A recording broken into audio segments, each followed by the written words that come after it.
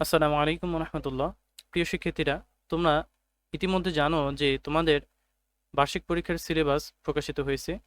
তো তারই ধারাবাহিকতায় আজ আমি সপ্তম শ্রেণীর বিজ্ঞান বিষয়ের সিলেবাসটি নিয়ে আলোচনা করব। তো চলো শুরু করা যাক। প্রথমেই দেখা যাক যে ফসলের ডাক, এটি অধ্যায় নাম্বার 1, জীববৈচিত্র্য 1.1 থেকে 1.7 পর্যন্ত। পদার্থের সুলুক সন্ধান অধ্যায় নাম্বার 2, অণু ও পরমাণু 2.1 ও 2.3। অধ্যায় নাম্বার 3, পদার্থের গঠন 3.4 এবং 3.7।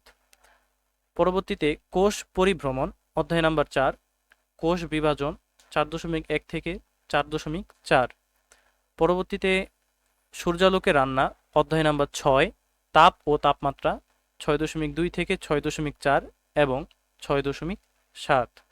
অধ্যায় নাম্বার 8, কাজ, শক্তি ও ক্ষমতা 8.1, 8.3, 8.4 থেকে 8.6। এখানে মূলত 8.1 এবং 8.3, 8.4 থেকে 8.5 এবং 8.6 মূলত রয়েছে।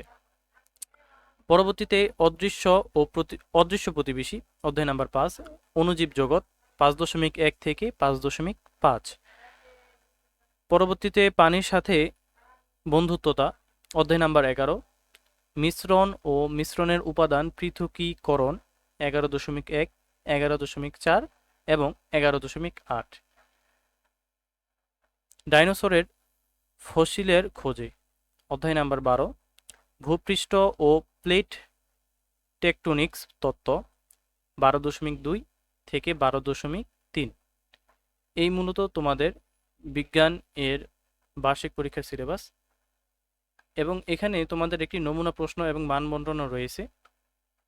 তো তোমরা প্রশ্নটি অর্থাৎ নমুনা প্রশ্নটি এবং মানবন্টনটি তোমরা ডাউনলোড করে নিতে পারবে আমার প্রথম কমেন্টে যে লিঙ্ক রয়েছে সেখান থেকে তোমরা এটি ডাউনলোড করে নিতে পারবে।